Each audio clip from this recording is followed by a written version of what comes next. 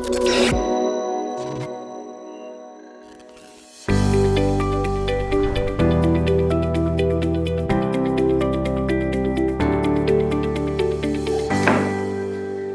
everyone, welcome everyone to our very first sessions of UXVN2020 conference. Our first speaker today is Samta Menghrajani, who is also a UX program manager at Google Pay. Samta has over 10 years of experience working in Silicon Valley, Sydney, and Singapore. As design teams all over the world are growing, there is an increasing need for design operations more than ever. So helping design team collaborate better and showcase the values of good design to another stakeholders. These are some of the questions that Samta will cover in the next 30 minutes. To our attendees, we will have the opportunity to ask Samta your very own questions. So please use the question tabs in Squad Card for this. So please welcome Samta to the UXVN stage. Hi, I'm Samta Menghrajani, and I am a UX program manager at Google based out of Singapore. And today I will be talking to you about design operations. So just a little bit of background, I work on the Google Pay product, which is a payments app. And this is just an example of our product that is localized for India. Just to kind of kick us off, that I would do a little bit of trivia. So there are roughly 7 billion people in the world right now. And just to take a guess, how many of them are in APAC? There's about 4 billion, so definitely the largest number.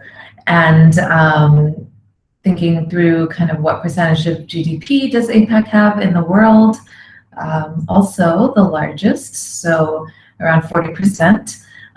The growth we're seeing in APAC over the years is tremendous, and along with the growth both in population and GDP, we're also seeing different disciplines grow in the workspace, and one of those is UX. And as UX grows, there are new roles that come into play, and one of those roles is design operations. So just a little bit of background about myself. Before I dive into design operations. I am originally from California, and I've worked at quite a few different companies. I moved to Singapore about 8 years ago and did my MBA at Singapore Management University. And then I moved to Australia. I worked at MasterCard. I then moved back home to Silicon Valley, and I worked for Intuit, and then most recently Google. And that's where I am right now. I'm a UX program manager at Google. So diving into things now, let's talk a little bit about what is design operations. There are quite a few ways to describe design operations, but I would summarize it best as saying that design operations will provide structure and clarity to your design team.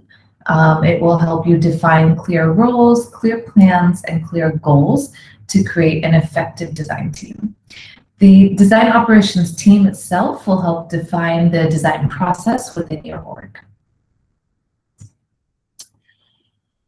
And most recently, design operations has become a bit of a buzzword. So we might be wondering, why are we talking about this now, and why has it grown in popularity now? So one of the reasons definitely is because design teams are growing. So as companies ramp up, as companies grow, they're also realizing the importance of designers being in-house rather than at an agency. And so as design teams grow, they need more processes, more operations help, and that's where design operations comes in. The role of design within orgs is growing, so design is having a seat at the table, so it's no longer just engineering or product managers, there's also design making strategic decisions. And the number of internal teams that designers serve is growing. So you know, there might have been a time where designers were just working on one project or 2 projects with maybe 1 or 2 teams. But these days, usually designers are working across various teams within a company. So designers are really supporting quite a variety of features or products or projects. There's also a lot of multi-office work. So when you think about COVID, definitely there's a lot of remote work, distributed teams. I think that's definitely the future of the working space now that COVID has kind of, in a sense, proven that we actually can work almost from anywhere and still be quite productive, especially in a field like design where a lot of the work is done online. And there's also more complexity coming up in design and in the design process, and that's why design operations comes to be of more importance now. And on top of that, there's technical sophistication that's increasing in our products and in our design processes and tools that we use. So getting into it now, what do design program managers actually do? Usually within a product, there are three key functions. So there's product, as in product management, there's engineering, and there's UX. And then within UX, there's plenty of roles, one of those being UX program managers. And at a project level, there's a constant collaboration across all of these different disciplines within UX. And the UX program manager is kind of the glue that connects everyone together. Now, as I've been speaking, I've kind of been, using different titles. This is relatively a new role. So I would say in the past 10 years, this kind of design operations team or discipline has really grown. So there's different titles that different companies use, all for pretty much the same role. So you might hear a UX program manager, you might hear design operations specialist, design producer, or design program manager. So usually these just adapt and adjust to the company that you're with or the location that you're in. There's different terms that are sometimes used, but these, I would say, are pretty interchangeable. All of these titles are usually design operations. And sometimes once you're in the company, a more fun title for you might be air traffic controller or cat herder or jack of all trades, because we really do all of these things. And sometimes in jest, you might be referred to as one of these. So what do? We actually get things done. So we make sure that things get done on time, within scope, and that we're really delivering real accomplishments, things that can be measured. We're bringing projects to completion. We're making sure things don't kind of just get left hanging. And we're leading by influencing. So our soft skills are very, very important in design operations. Design operations professionals don't always have a design background, but they are very good with negotiating, communicating, a lot of the soft skills that perhaps either designers are still working on. That's where design operations lead can come in and supplement. So this is kind of what I would call almost like a menu of different things a design operations specialist can help you with. So perhaps in different companies, you likely design ops specialists will be working on different parts of design operations. They're likely not going to do all of this, but when you take a look at this, you can think about, oh yeah, I actually do need someone to work on these things, and this is the type of person that could help me with that. So one of the things that I would like to focus on is process. Process is a huge part of the role. And you want to make sure that there's good design process in place, because you don't want your designers working in silos.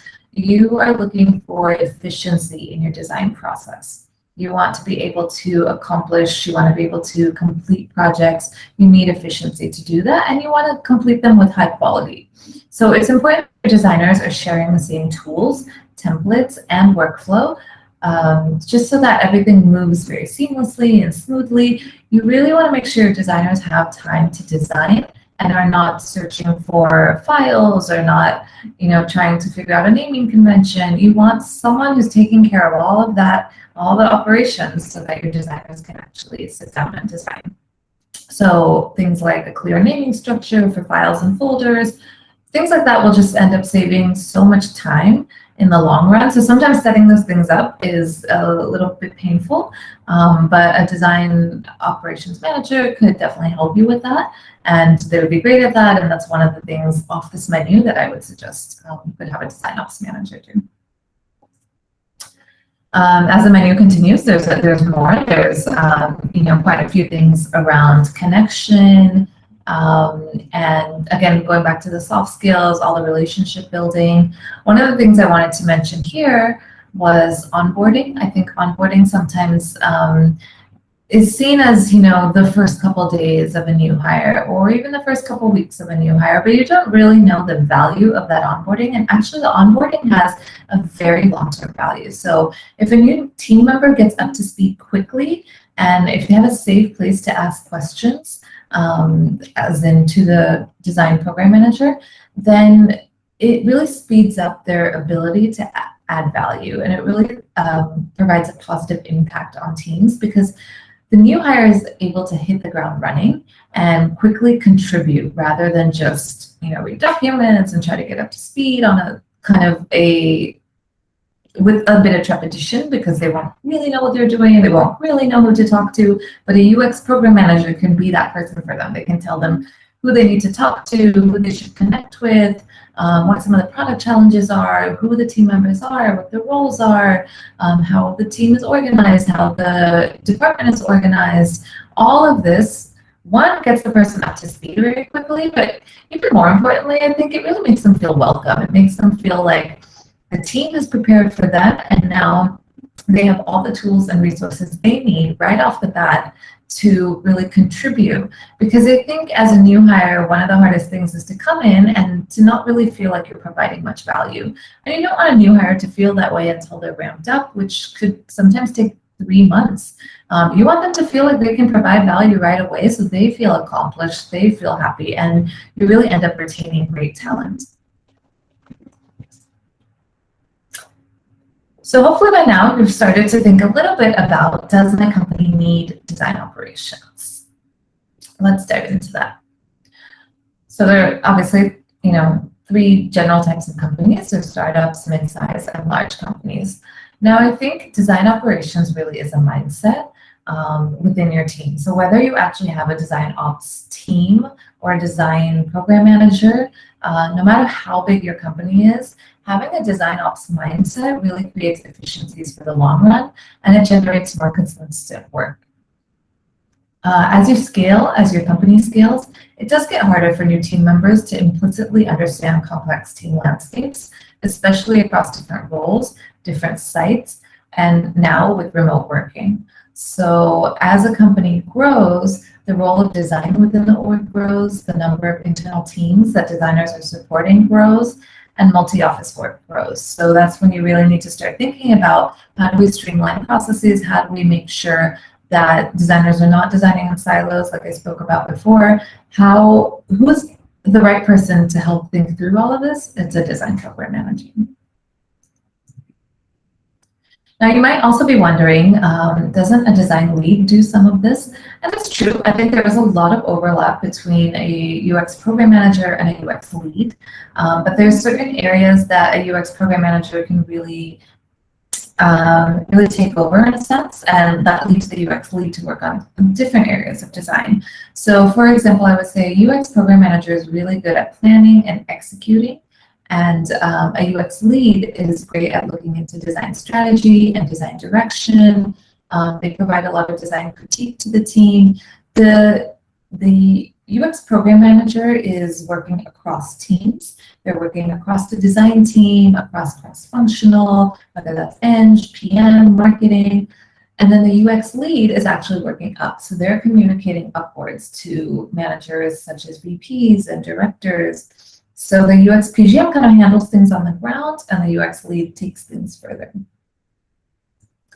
As I said, there is overlap, and it's really, really important that the UX lead and the PGM work closely together and are really supportive of each other's disciplines and understand them quite well. So the UX lead and the UX PGM are building a team culture together, and team culture is more important than I think most of us realize, because it does help retain talent, and you need great talent, and we're in a very competitive working space, and I think you want to make sure that your designers are happy where they are, and the lead and the PGM together can make that happen.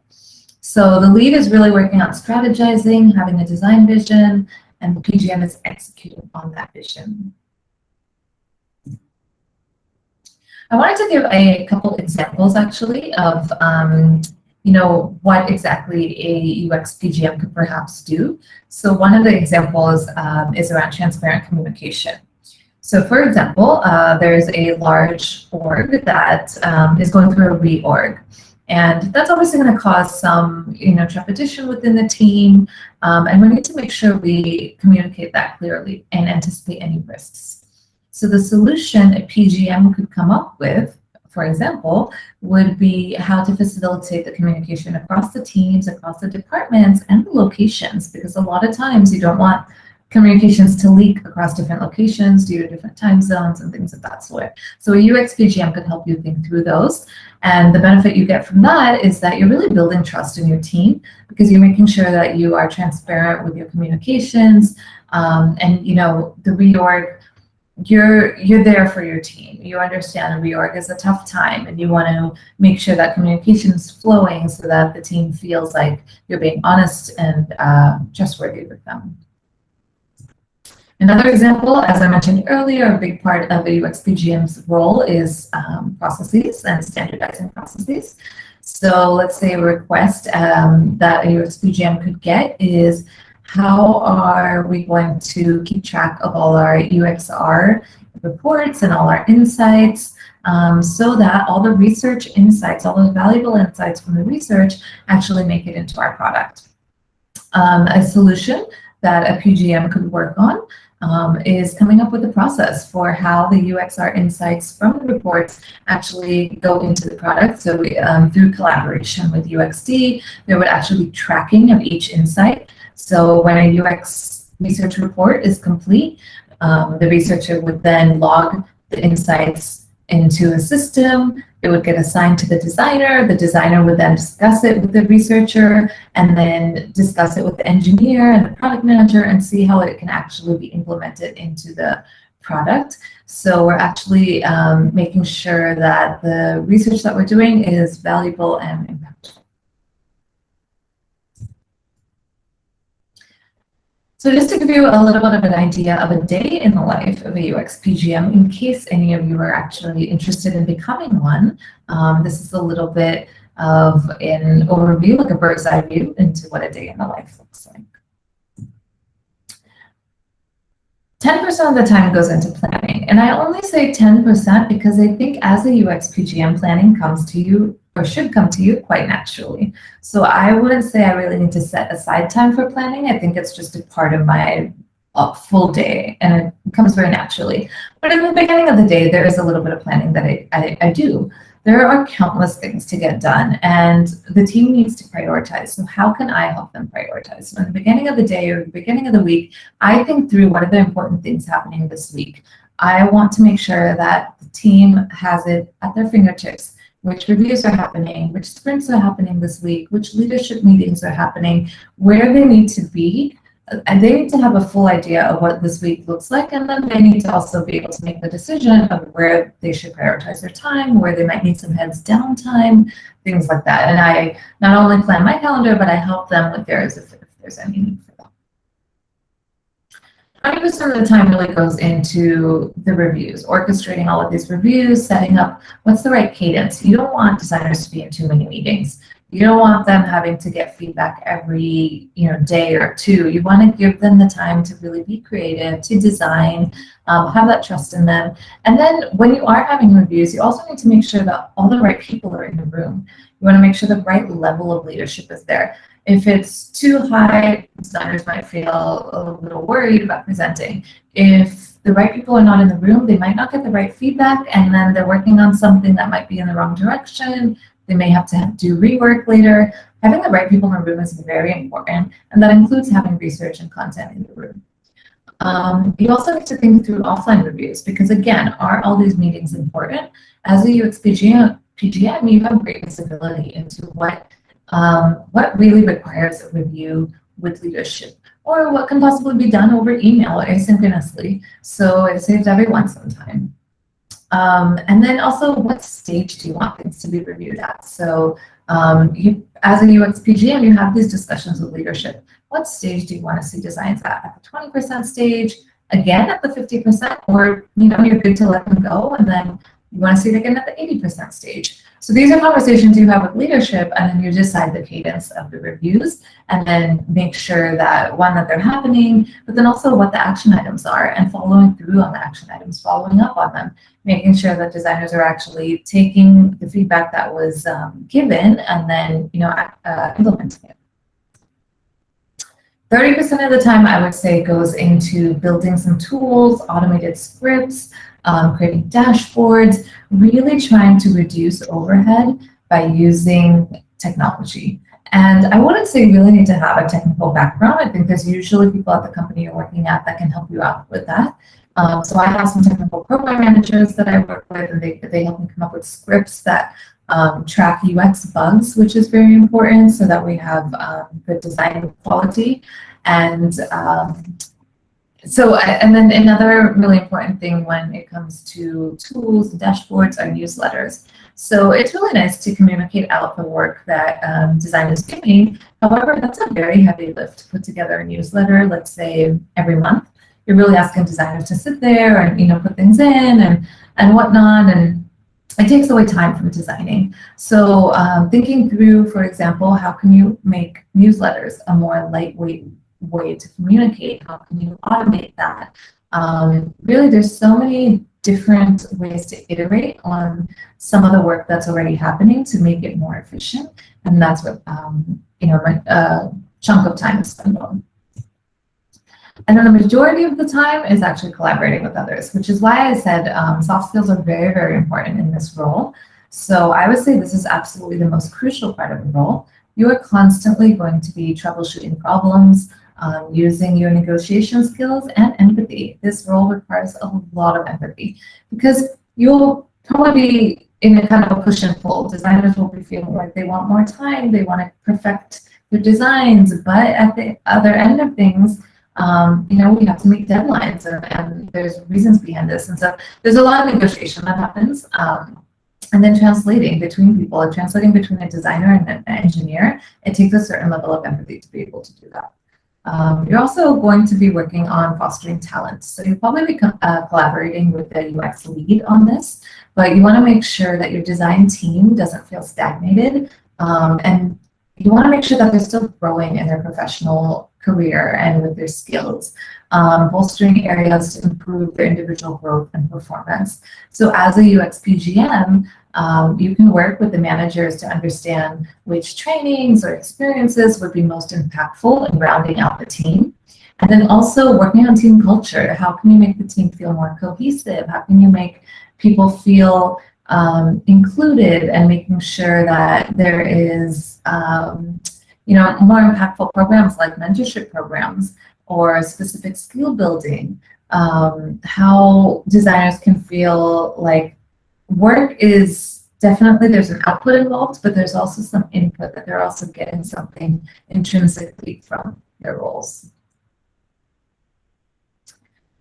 So to summarize, if you are considering hiring a UXPGM or starting a design ops department within your company, these are some of the things in summary that you can expect to get from UXPGMs. You can definitely expect transparency in communication, process creation and ownership, predictability, because there will be a lot of planning, streamlining, and just a lot of consistency once you bring in a UXPGM.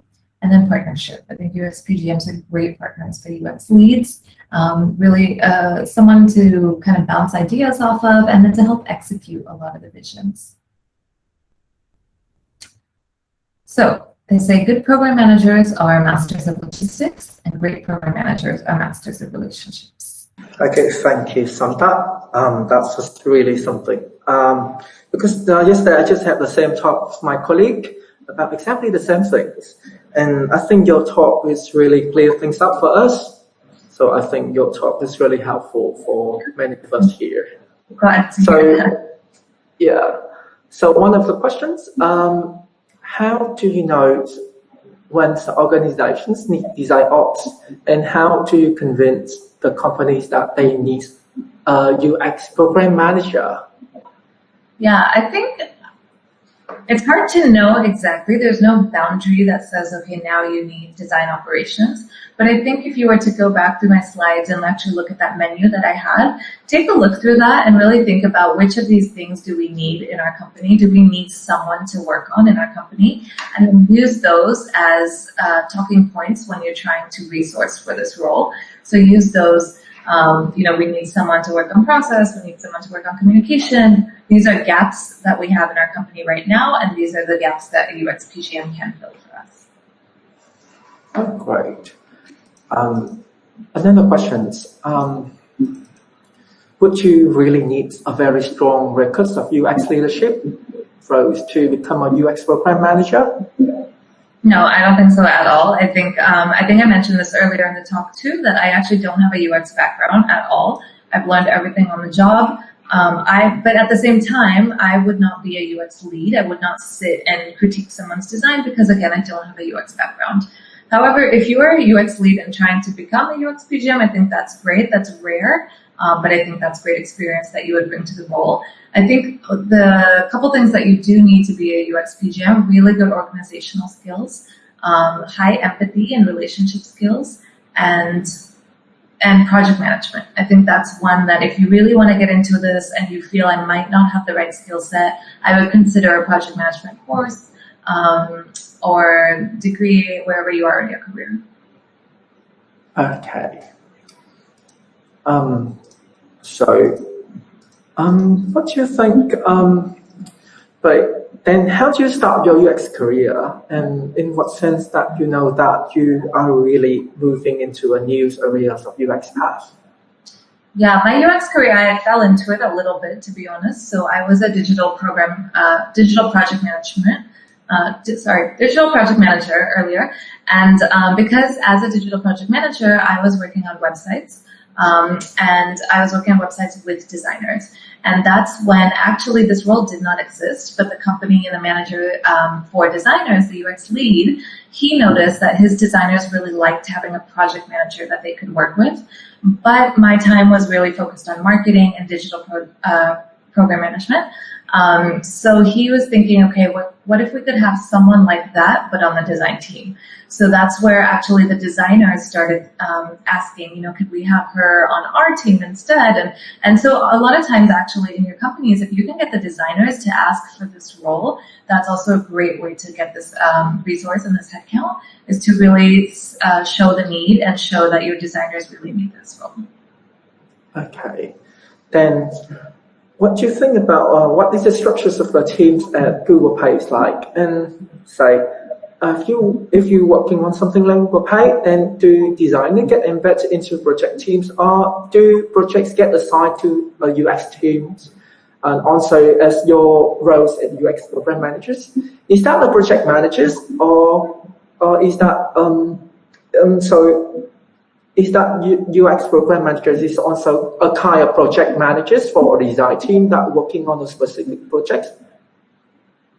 So can you tell us about your days, how you work at Google? Yeah, so the structure at Google, I can talk about Google Pay at least.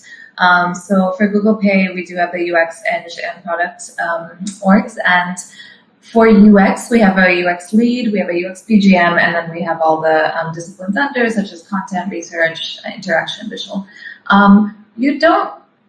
I won't say you get assigned features or projects, really. It's a lot of conversation. It's what are you interested in? Are you interested in working on P2P payments? Are you interested in working with merchants? Are you, what part of the app are you really interested in? Because a good design lead and a good program manager would make sure that the designer is working on something they're really interested in. And then with that, you get partnered with a PM and Eng team, and then that kind of becomes like your triad that you're working with all the time on that feature. You become like really great relationships form there. So I think that's really how the Google Pay team is structured. Okay. So it's also your roles is a UXPGM is going to be very conversational, connecting people together to find what they really want and what they really excel at. Mm-hmm. Yes, exactly. So it's often quite difficult to get process adopted. So I can't even imagine that is even more difficult at a company that's so big like Google. So how do you make sure that processes that don't get used only by the people who create them, and at the same time ensure that design ops is not an imposing force on the rest of the team? Yeah, sure. So two parts. One, I would say, as I mentioned, a huge part of this role is relationship building. So every time I join a new team or a new company, I spend a lot of time getting to know the particular designers and the lead. And I really try to think about, what does this particular team need? So whatever I used on my last team might not work over here, and that's perfectly fine.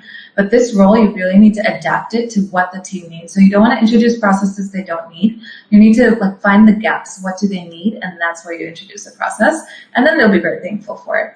Having said that, there are processes that don't work or that fail or that don't get picked up, and that's perfectly fine. For example, my team switched to Asana as a project management tool last year, and it took a lot of work to get them onboarded. And then, you know what, it didn't work, honestly, and that's okay. And to be able to pivot off of that, to be able to iterate and say, this isn't working, we need to roll off to something else, I think that also is a skill. And that part of it is, one, don't take it personally, and two is just be a really good listener. If your team is saying this is not working for us, be there to listen through that feedback.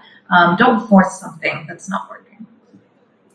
Okay, then this is questions from the audience as well. Was there any cultural challenge to implement additional UXPM roles at Google? I'm sorry, can you repeat the first part? Was there any, what challenge? The cultural challenge.